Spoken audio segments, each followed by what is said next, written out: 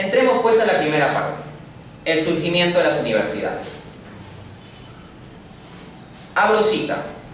Las universidades, como las catedrales y los parlamentos, son un producto de la Edad Media. Fin de cita. ¿Quién dijo esto? ¿Un fanático católico apologista tratando de limpiar el rostro de la iglesia? No. Esta cita proviene del libro The Rise of Universities, el surgimiento de las universidades, del autor Charles Homer Hoskins, profesor de historia en nada más y nada menos que la Universidad de Harvard. Entonces, es claro que las universidades son la institución central, como dije, de producción, conservación y difusión del conocimiento en nuestras sociedades. Sin el papel de las universidades, el progreso del conocimiento científico sería extremadamente menor. En consecuencia, si podemos mostrar que la Iglesia Católica está claramente detrás del surgimiento y crecimiento de las universidades, pues luego de eso es un poquito difícil decir que la Iglesia es intrínsecamente opuesta al conocimiento científico y humanístico. Vamos a ver lo que nos dice este académico no católico Rodney Stark en el capítulo 7 de su libro.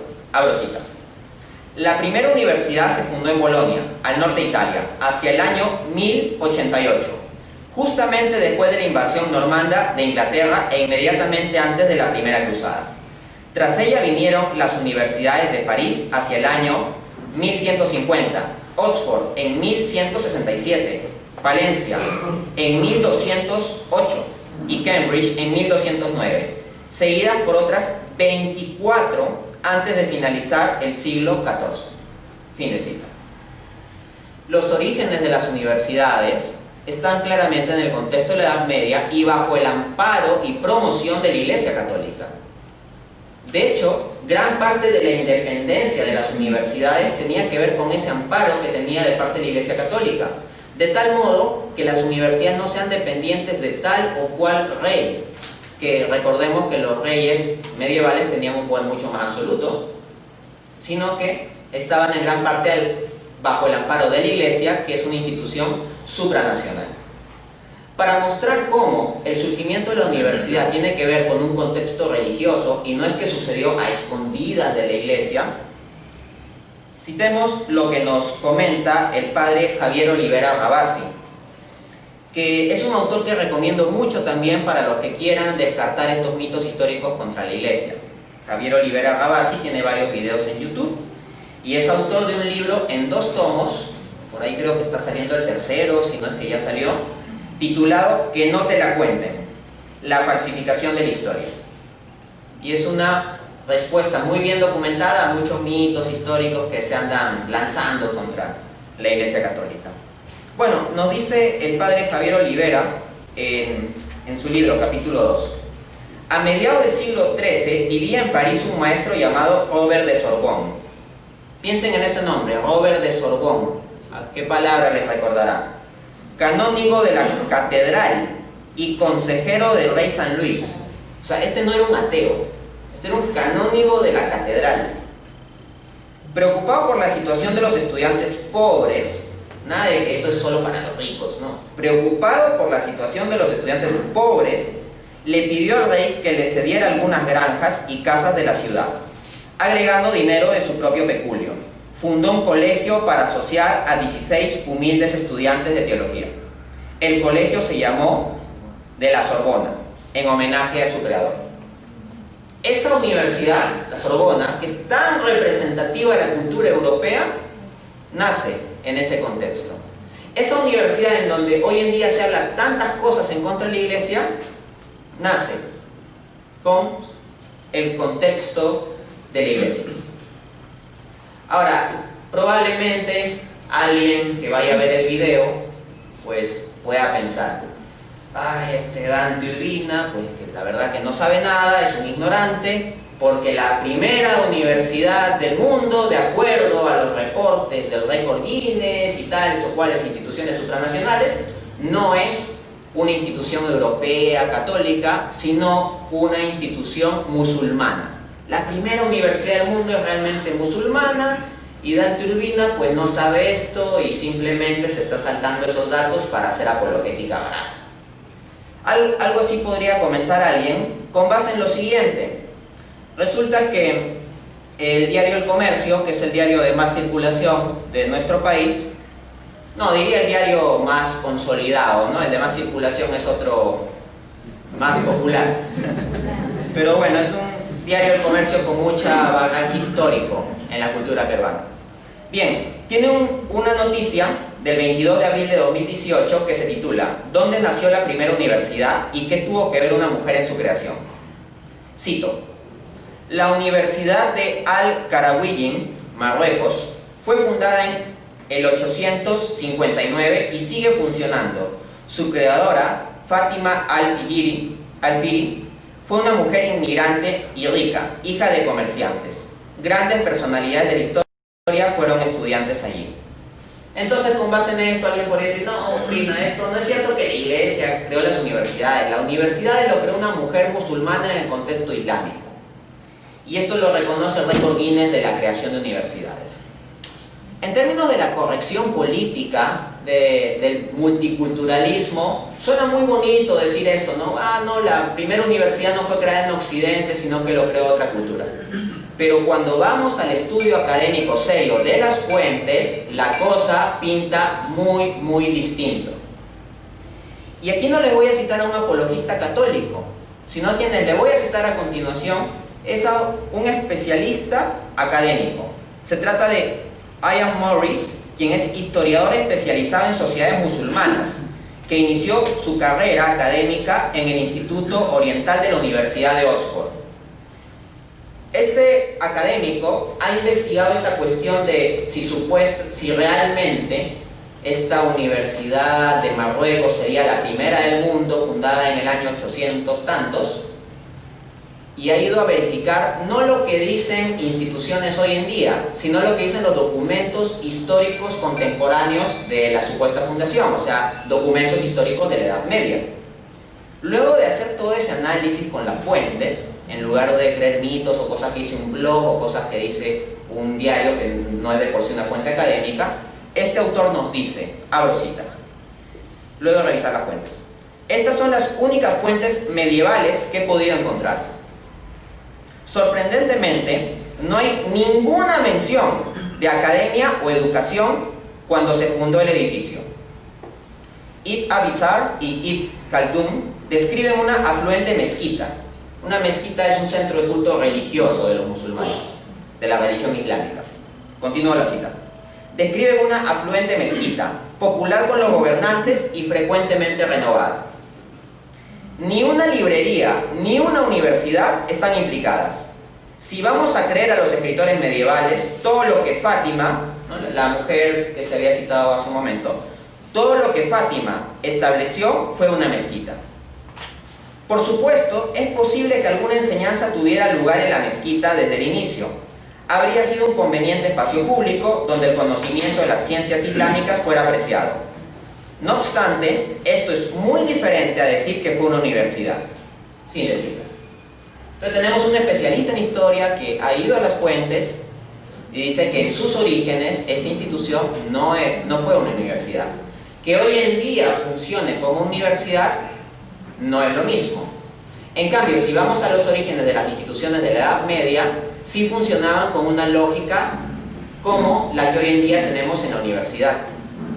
Solo, claro, con una estructura más simple, obviamente, pero con la misma lógica. ¿Por qué? Porque en la Edad Media, en la Alta Edad Media, surgen los llamados gremios. ¿Cómo era un gremio? Por ejemplo, el gremio de los zapateros. Había un conjunto de zapateros muy duchos en su oficio que enseñaban a un conjunto de aprendices este oficio y en conjunto pues se ayudaban mutuamente y pues tenían retribuciones económicas, difundían lo que iban produciendo, etc. Ahora, en lugar de decir zapatos y zapateros, digamos conocimiento y digamos profesores y alumnos. Eventualmente se comenzaron a formar gremios de investigadores, de académicos, de profesores y alumnos. Y esa estructura gremial de profesores y alumnos unidos para producir y conservar y difundir conocimiento es la esencia de lo que es la universidad. y eso tiene que ver con las instituciones iniciadas bajo el contexto de la Iglesia Católica. Ahora, déjenme citarles a la académica Lori Daly en su libro The Medieval University, del año 1200 al año 1400, realiza su estudio. En esta obra se nos refiere lo que requería un profesor en la Edad Media como currículum para la Universidad de Oxford. Cito: Rachdal, un historiador que está refiriendo el estudio, ofrece en relación con el currículum de Oxford la siguiente lista de lecturas obligatorias para alcanzar la maestría, una vez obtenido el primer diploma: textos sobre las artes liberales, Prisciano en gramática, la retórica de Aristóteles, o los tópicos de Boecio, o la nueva retórica de Cicerón, o las metamorfosis de Ovidio, y la poetria de Virgilio en retórica, de interpretaciones, 3 trimestres, o los tópicos de Boecio, libros 1 a 3, o los primeros analíticos o los tópicos de Aristóteles, en aritmética y en música Boecio, en geometría Euclides, Alacén, o la perspectiva de Vitelio, en astronomía la Theorica Planetarum, 2 trimestres, o el Almagesto de Ptolomeo, en filosofía natural la física o del cielo, 3 trimestres, o de las propiedades de los elementos, o meteorología, o de los vegetales y las plantas, o del alma y de los animales, o cualquiera de las parvas naturalia, en filosofía moral la ética o la política de Aristóteles, 3 trimestres, y en metafísica la metafísica de Aristóteles. Fin de cita. Esto era lo que se pedía en el contexto de maestría en la Universidad de Oxford. ¿Qué es lo que se esperaría de acuerdo al mito histórico de que la Iglesia quiso controlar todo el conocimiento y no permitió el avance de la ciencia? Que diga que se aprendan el Antiguo y el Nuevo Testamento en memoria y, no sé, a recitar los Salmos y las obras de San Agustín y punto. Fíjense cómo en ninguna de las fuentes que he referido que debería aprender alguien para optar en la maestría en Oxford hay absolutamente ninguna fuente religiosa. No se les obliga a aprender la Biblia, no se les obliga a memorizar versículos, no se les obliga a memorizar a Agustín. El 100% de autores que he referido de los libros o de las obras son paganos. Entonces vemos cómo en el contexto de estas universidades católicas de la Edad Media había una perfecta apertura al conocimiento universal. Y no era una especie de control del conocimiento y no ver nada del conocimiento pagano. Eso es un mito. Y las fuentes lo demuestran. Otro mito que constantemente se ha vendido sobre cómo funcionaban las universidades es que las universidades simplemente repetían tradiciones, repetían los escritos de los maestros clásicos y no realmente producían innovación de conocimiento, no producían avances. Que las universidades simplemente se dedicaban a repetir la tradición entre sus profesores. En el contexto de la Alta Edad Media, quien comienza a ser el filósofo que comienza a ser dominante en la filosofía de los teólogos es Aristóteles. ¿Ok? Entonces, de acuerdo con el mito que se nos ha vendido sobre el contexto de la universidad medieval, pues los profesores medievales simplemente memorizarían y repetirían a Aristóteles. Y punto. Pero resulta que Guillermo de Auvernia, nacido en el año 1180 y fallecido en el 1249, quien fue profesor de la Universidad de París, que la Universidad de París en la Edad Media hoy en día lo que es Harvard, o sea, la universidad más importante del mundo. Este profesor de la misma Edad Media nos dice lo siguiente, cito: no se les ocurra pensar que yo deseo utilizar las palabras de Aristóteles por considerarlas dotadas de autoridad, para probar las cosas que voy a decirles, porque sé que una prueba basada en una autoridad es exclusivamente dialéctica y únicamente puede producir creencia, pero lo que yo me propongo, tanto en este tratado como siempre que puedo, es producir certeza basada en una demostración. ¿Qué nos está diciendo este profesor medieval en el fondo? Que está bien, puede ser útil citar a Aristóteles, pero eso no es lo que busco, eso no basta con citar a Aristóteles. Lo que queremos es construir verdadero conocimiento, y para construir verdadero conocimiento requerimos una demostración de ese conocimiento, una fundamentación y no meramente una cita. Entonces, los hombres modernos del siglo XVI, XVIII, pues como que nos han comenzado a vender la idea de que ellos comenzaron a pensar independientemente y que ellos sí buscaban la razón de las cosas y que antes las cosas se creían solo por tradición. Bueno, esta referencia por boca de un profesor de una universidad católica muy representativa nos muestra lo contrario. Entonces creo que está claramente establecido, con base en las fuentes históricas, que la Iglesia no estaba peleada con las universidades, no estaba peleada con el conocimiento y más bien promovió todo esto. Pasemos pues al segundo capítulo de esta conferencia. La cuestión de cómo progresó la ciencia durante la Edad Media para dar paso a la revolución científica de la Edad Moderna. ¿Cómo es esto de la revolución científica? Una revolución significa cambio radical. Entonces, de acuerdo al mito que nos han vendido, ¿cómo funcionó la historia del conocimiento?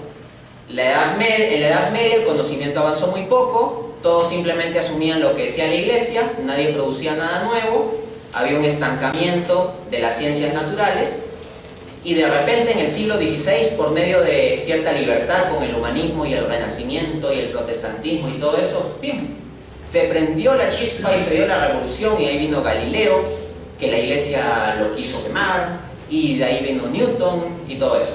Sobre el caso de Galileo no voy a hablar en esta conferencia porque en el video que les he referido hablo detalladamente del caso de Galileo, así que ahí lo pueden ver. Nada que ver con el mito histórico que nos venden. De hecho, cuando yo comencé a investigar sobre el caso Galileo, me quedé impresionado de la magnitud del engaño. La magnitud del engaño sobre el caso de Galileo es absolutamente enorme. Pero como dije, no me voy a explayar. Entonces, se concibe la revolución científica como que vinieron Galileo y Newton y Kepler, y de repente de lo que todo el conocimiento científico estaba estancado, hubo una explosión de nuevo conocimiento, y hoy en día tenemos una sociedad con tecnología y ciencia, gracias a que en el siglo XVI o XVII se rompió con ese yugo que es la Iglesia. Ese es el mito. Y es así como se nos vende el asunto de la revolución científica. Pero me permito citarles, no a un apologista católico, desesperado por defender a la Iglesia, no, sino a un académico, quien es profesor de Historia de la Ciencia. ¿De qué universidad creen que voy a citar? Harvard. Profesor de Historia de la Ciencia de la Universidad de Harvard, el profesor Stephen Shaping.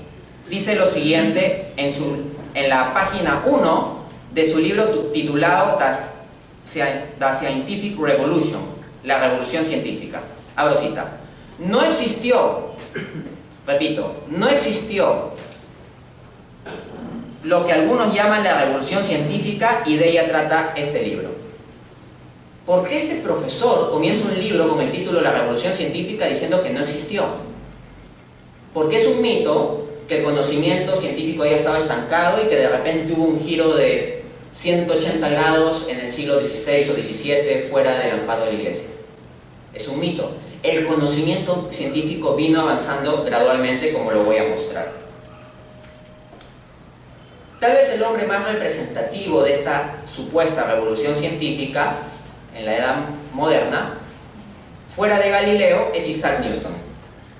Isaac Newton tiene una frase que se le atribuye, en realidad es una frase que se le atribuye, que se ha hecho muy famosa. Esta frase reza así: si he llegado a ver más lejos es porque me he parado sobre los hombros de gigantes. Entonces, varios citan esa frase de Newton, ¿no? o la frase atribuida a Newton, pero no se ponen a reflexionar con cuidado qué significa. Si un hombre del siglo XVI, siglo XVII dice, me he parado sobre hombros de gigantes, ¿qué significa? ¿Que hubo una revolución científica en que de repente a este genio se le ocurrió todo de repente? No, que en el siglo XVI, siglo XV, siglo XIV, siglo XIII, siglo XII, y así retrocediendo, hubo hombres grandes que hicieron avances en el conocimiento, y Newton o Galileo pusieron su contribución importante, que no vamos a desmerecer, contribución genial, pero nada de una revolución creada ex nihilo, de la nada, de la ciencia, fuera de la Iglesia Católica. No. Todo esto surgió en un contexto muy medieval y muy católico. Vamos a ver.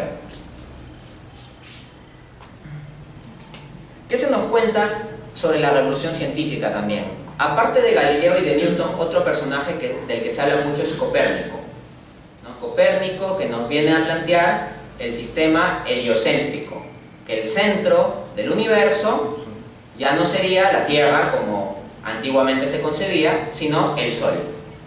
Hoy en día sabemos que la cuestión del centro del universo ya es medio problemático y en realidad es una cuestión dispersa. Cualquier punto, en cierto modo, podría ser planteado como teóricamente el centro. Pero bueno, se suele hablar de la revolución copernicana, que Copérnico, con la idea de que el Sol estaba en el centro y la Tierra giraba alrededor del Sol, originó una revolución absoluta y que, la Iglesia se opuso a esa idea y también se opuso a esa idea en Galileo y lo persiguieron y todo eso. Bueno, hay que comenzar diciendo que Copérnico fue sacerdote, fue un hombre religioso, no fue un ateo que de repente fabricó la ciencia escondida de la Iglesia. Y lo que voy a pasar a mostrar es que el descubrimiento de Copérnico hunde sus bases en lo que hicieron pensadores anteriores. Entonces, vamos en orden. Comencemos hablando de alguno de estos pensadores medievales, porque aunque sea políticamente incorrecto decirlo, la gente en la Edad Media sí pensaba, la gente en la Edad Media sí tenía cerebro, ¿no? Ok.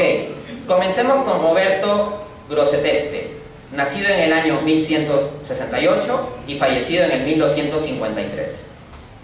¿Quién era este señor? Obispo católico, profesor de la Universidad de París y rector de la Universidad de Oxford. Es una eminencia académica, monstruo académico, imagínate. O sea, ser profesor de la Universidad de París y rector de Oxford es como alguien que hoy en día tenga en su currículum que fue profesor de la Universidad de Harvard y redactor del Instituto Tecnológico de Massachusetts. Y es un obispo católico. Ya, ¿y qué aportes realizó este señor?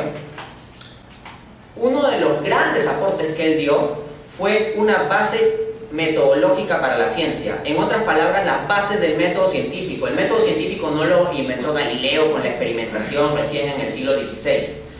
Las bases de la experimentación, la contrastación, la deducción, las hipótesis ya vienen desde antes. Puede trazarse sus orígenes desde este señor, Roberto de Grosseteste. En específico, él habló de un principio de resolución y composición, que iba de lo siguiente.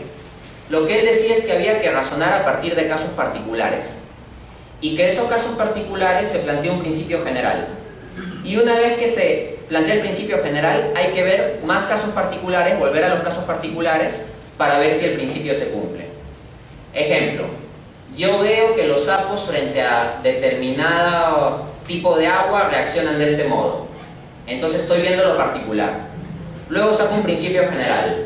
Parece que en los sapos hay una propensión a actuar de este modo frente a esta sustancia. Y luego vuelvo de nuevo, ese es el principio general. Luego vuelvo a lo particular y sigo observando más sapos y eso puede confirmar o contradecir la hipótesis que he planteado. Eso es la esencia del método científico. Y ya lo tenemos allí. De hecho, este científico, porque con toda propiedad se le puede llamar así, pues pasó a aplicar este principio, hizo predicciones acerca de diversos casos, ¿no? Y se examinaban cuestiones como los eclipses de la luna, los eclipses del sol y cosas similares. Otro hombre particularmente destacado en este asunto del avance del conocimiento científico en la Edad Media fue el señor Roger Bacon, nacido en el 1214 y fallecido en el 1294. ¿Quién fue él? Un científico inglés que era un genio. Un genio porque a los 13 años ya estaba matriculado en la Universidad de Oxford. Una eminencia. Y luego, ¿saben qué hizo? Se metió al orden franciscano. El orden fundada por San Francisco de Asís. Este super genio que entró a los 13 años de la Universidad de Oxford se fue al orden franciscano. ¿Qué aportes hizo? Bueno, resulta que ya en el contexto religioso, ya cuando él estaba ahí en la orden franciscana, nada más y nada menos que un papa le pidió que organizara sus aportes científicos y se los enviase. Específicamente, el Papa Clemente IV le ordenó a Roger Bacon que escribiera un libro sistematizando sus conocimientos científicos. Este libro se conoce como el Opus Maius, ¿ya? Y es una obra alucinante que se escribió en más o menos un año, así de forma frenética. Y es un trabajo cuyas ediciones modernas pues rodean las 2000 páginas. O sea, el hombre se escribió una Biblia científica. Y ya fíjense qué interesante esto, ¿no? No fue que el Papa dijo, quemen todos los libros de Roger Bacon porque está haciendo ciencia y la ciencia es mala. No, sino explícitamente le ordenó, oiga señor, usted está avanzando mucho en los caminos de la ciencia, le agradecería bastante que usted pueda escribir un libro compendiando todos esos conocimientos. Un Papa, la máxima autoridad de la Iglesia Católica.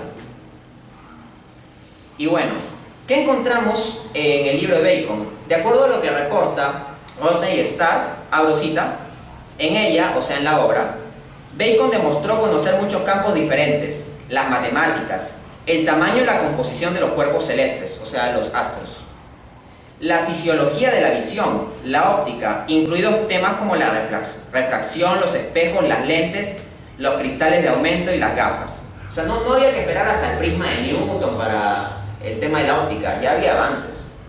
Continúo con la cita. Una fórmula cuidadosa para la elaboración de la pólvora. O sea, eso de que sale de descubrir la pólvora, bueno, ahí está. La reforma del calendario, etc. Bacon enfatizó también el empirismo como opuesto a la autoridad. Fin de cita. Entonces no era un asunto de simplemente autoridad, de decir, como lo dice el Papa, como lo dice Aristóteles, pues ya está. ¿No? Enfatizó el empirismo. ¿Y qué significa el empirismo? Ir a la experiencia, contrastar las cosas, verificar. Era hacer experimentos con plantas, observar a los animales, observar los cuerpos celestes. Contrariamente al mito tonto que se nos ha vendido, estos hombres de ciencias medievales no es que se limitasen a citar a Aristóteles. Bueno, otro mito absurdo que se ha extendido bastante es que la Iglesia creía que la Tierra era plana y que era eso prácticamente un dogma de fe, y que si tú negabas que la Tierra fuera plana, que te llevaban a quemar a la Inquisición. Bueno, resulta que hay un hombre que habló de forma muy natural sobre la Tierra como una estructura redonda o esférica, y no lo quemaron. De hecho, a este señor lo canonizaron y es el teólogo católico más influyente de todos los tiempos, Santo Tomás de Aquino. Específicamente, Santo Tomás de Aquino, teólogo del siglo XIII, medieval. Específicamente en la Suma Teológica, parte primera, cuestión 1, artículo 1. Es decir, en el absoluto comienzo de la Suma Teológica, en la solución 2 a una objeción, dice Santo Tomás, abro cita, a diversos modos de conocer diversas ciencias. Por ejemplo, tanto el astrónomo como el físico pueden concluir que la Tierra es redonda. Pero mientras el astrónomo lo deduce por algo abstracto, la matemática, el físico lo hace por algo concreto, la materia. Fin de cita. Aquino explícitamente diciendo, y de forma natural, no como diciendo una idea rara que él recién se está inventando, sino de forma muy natural diciendo, la Tierra es redonda. Y nadie se lo llevó a quemar ese día, ¿no? La Suma Teológica fue un libro recontra leído, recontra recomendado, y al comienzo ya decía que la Tierra era redonda. Entonces vemos cómo se nos han vendido tantos mitos burdos sobre la Iglesia, y que tanto se repiten en blogs y en YouTube y en las redes sociales. Nosotros no beberíamos agua directamente del desagüe. El agua se potabiliza para beberla. Ni siquiera la del caño, que ya pasa por ciertos filtros, la bebemos directamente, ¿no? La pasamos por filtros adicionales. Pero resulta que en el internet hay toda una porquería de desinformación fluyendo, y uno simplemente asume las cosas y no aplica mayores filtros. No verifica las fuentes, no va a las verificaciones académicas. Beberte tú la información del internet, de YouTube, de Facebook, de cualquier blog, sin mayores filtros como estos, como ir a verificar y estudiar seriamente, es lo mismo que bebieras, agarres un vaso y saques agua del desagüe y te la tomes. Eso que jamás hacemos con nuestro cuerpo, irresponsablemente lo terminamos haciendo con nuestra alma, porque el intelecto es potencia del alma. tú no alimentarías a tu cuerpo con esa agua asquerosa del desagüe. Pero ¿cuánto alimentamos a nuestra mente de información burda, sin base? Esto es continuo, ¿no? Sigamos. Vamos a hablar de Guillermo de Ockham. Guillermo de Ockham pues, fue un pensador inglés que a su vez ingresó a la orden franciscana, y a partir de la orden franciscana de su ingreso inició su carrera académica. Ya no es que la orden franciscana le dijo que no. Y ojo, que la orden franciscana en sí es bastante de ir por el camino, no del conocimiento, a diferencia más bien de los dominicos o luego los jesuitas, sino por el camino de la pobreza y la humildad, ¿no? Pero en particular Guillermo de Ockham fue bastante destacado en su carrera académica. Aunque también hay que decir que Guillermo de Ockham fue un personaje sui generis, que hasta tuvo sus controversias con el Papa y todo eso. Sea lo que sea, quedan claras dos cosas. Es un hombre medieval y un hombre confesionalmente católico, ¿no? Bueno, este señor es autor de un principio muy famoso en la ciencia, clave para el desarrollo de aplicaciones científicas, que se conoce como la navaja de Ockham. La navaja de Ockham dice lo siguiente: si tú tienes dos explicaciones para la misma cosa y las dos logran explicar lo mismo, debes preferir la más sencilla. Ojo, muchas veces se confunde y se piensa que el principio de la navaja de Ockham dice que la explicación más sencilla siempre es la mejor. No. Sino, a igualdad de condiciones, si tienes dos teorías que explican igualmente bien lo mismo y lo explican a igual nivel, porque si una de las dos explica solo la mitad y es más sencilla, no la vas a preferir porque solo explica la mitad, no todo. Pero si hay dos teorías que explican similarmente, prefiere la más sencilla. ¿A qué ayudaba eso? A que si tú puedes explicar algo en términos naturales, no hay por qué buscar explicación necesariamente sobrenatural. Ese principio lo planteó un monje y es un principio clave para la ciencia. Ojo, y la Iglesia Católica no tiene miedo con este principio. Pensemos cómo actúa la Iglesia cuando hay una sospecha de posesión demoníaca. No es que la Iglesia automáticamente dice, uy, posesión demoníaca, envíen a 20 exorcistas para allá.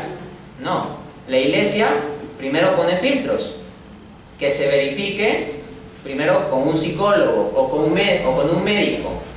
Y si el psicólogo o el médico no logran dar una explicación natural del conjunto de eventos que está sucediendo con la persona supuestamente endemoniada, pasa no a ir el exorcista de frente, pasa todavía un proceso de evaluación y todo eso, y recién ahí es que ya se investiga el caso más en específico y podrían enviar a un exorcista. Pero ¿por qué la Iglesia primero pasa por estos filtros de decir que lo vea un psicólogo o un médico? Por el principio de navaja de Ockham. Si la actuación errática de la persona puede explicarse por medios naturales, no hay que buscar los sobrenaturales. Entonces, la Iglesia no tiene problema con estas cuestiones, siempre y cuando entendamos que lo meramente natural no lo explica todo. En mi canal de YouTube pueden ver múltiples videos de mi debate sobre la existencia de Dios, donde con base en información a la luz de la ciencia y la filosofía, muestro que es racional creer que Dios resulta ser una explicación consistente de determinadas cosas que la ciencia, desde un punto de vista puramente natural, no podría explicar. ¿Ok? Bueno, continuando. Nicolás de Oresme. Nicolás de Oresme, otro genio, de hecho podría decirse que fue el más brillante de todos estos científicos y fue un obispo católico. Nos dice Rodney Stark sobre este señor: Oresme estableció firmemente que la Tierra giraba sobre su eje. Fíjense, ya un hombre medieval hablándonos de la rotación de la Tierra. ¿Se sabía eso? Sigo. Provocando en sus habitantes la ilusión de que los otros cuerpos celestes giraban alrededor de la Tierra.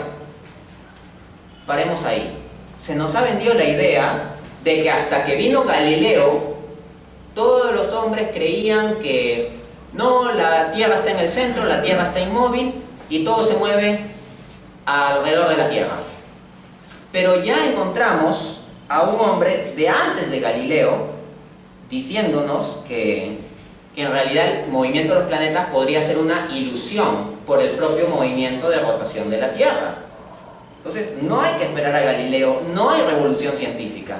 Hay un avance científico importante con base en aportes anteriores. Eso es más correcto decirlo. Empezó señalando que, de ser la Tierra la que giraba, los movimientos observados de los cuerpos celestes parecerían exactamente los mismos que si fuesen estos los que giraban alrededor de la Tierra. Fin de cita. El siguiente paso ya lo dio un religioso, y no meramente religioso, obispo y cardenal católico del siglo XV, Nicolás de Cusa, antes de Galileo. ¿Y qué hizo este señor Nicolás de Cusa? Bueno, de acuerdo a lo que reporta Dennis Danielson en su libro The Book of the Cosmos, el libro del cosmos, abro cita, Nicolás de Cusa observó que, ya sea que un hombre se encuentre en la Tierra, o en el Sol, o en alguna otra estrella, siempre tendrá la impresión de que la posición que ocupa es el centro inmóvil y de que todas las demás cosas están en movimiento. Fin de cita. Entonces, eso de que la Tierra sea el centro absoluto y que hubo que esperar a Copérnico recién para romper con esa idea es falso. Ya estamos viendo que en Nicolás de Oresme y en Nicolás de Cusa habían ya perspectivas y aportes anteriores que llevaban a esa idea. Y a ninguno de estos lo llevaron a quemar en la Inquisición. No es que de repente, está haciendo un progreso científico, mátenlo, quémenlo. No, de forma muy natural. Y vamos, obispo católico, cardenal católico, Nicolás de Cusa. Es muy inconsistente decir que la Iglesia estaba en contra de la ciencia y que la Iglesia creía en una tierra plana, inmóvil, en el centro del universo, y al mismo tiempo que Nicolás de Cusa sea cardenal en lugar de alguien quemado por la Inquisición, ¿no? O sea, si es cierto el mito de que la Iglesia creía casi como un dogma de fe que la Tierra era plana, inmóvil y en el centro del universo, el candidato perfecto para que lo quemen era Nicolás de Cusa, pero lo hicieron cardenal. Bueno, las cosas curiosas que suceden. Y muchos de estos profesores de academia, de colegio universitario, que no investigan a fondo las fuentes académicas y que vienen a hablar, no, que la Iglesia se opuso a la ciencia y que quemó a tales e impidió el avance científico y que creía que la Tierra era plana, lo dicen con mucha seguridad, como que hubiesen estudiado mucho, cuando en realidad son ignorantes. Pero, ¿por qué no nos damos cuenta que son ignorantes? Simple, porque nosotros también estamos en situación de ignorancia y como no sabemos estas cosas, ¿qué pasa? Que cuando ellos dicen eso con tanta seguridad suena como que es verdad y como nosotros no conocemos lo que sí es verdad, no tenemos cómo contradecirlos. Y así, estos tipos terminan quitándonos la fe. O quitando la fe a nuestros hijos, o a nuestro sobrino, o a nuestro nieto. ¿No? Que por cierto, esta conferencia que se está grabando va a estar disponible en YouTube, así que tal vez si no puedes estructurar todas las ideas, igual le puedes decir a tu sobrino, ¿no? Oye sobrino, mírate este video, ¿no? Que te viene tu sobrino a contar, sí, mi profesor de la academia dice que la Iglesia hizo tantas cosas en contra de la ciencia. Bueno sobrino, a ver, revisa este video, ¿qué tal te parece? Bueno, vamos al bonus. El caso de Giordano Bruno, con el cual voy a cerrar. A ver.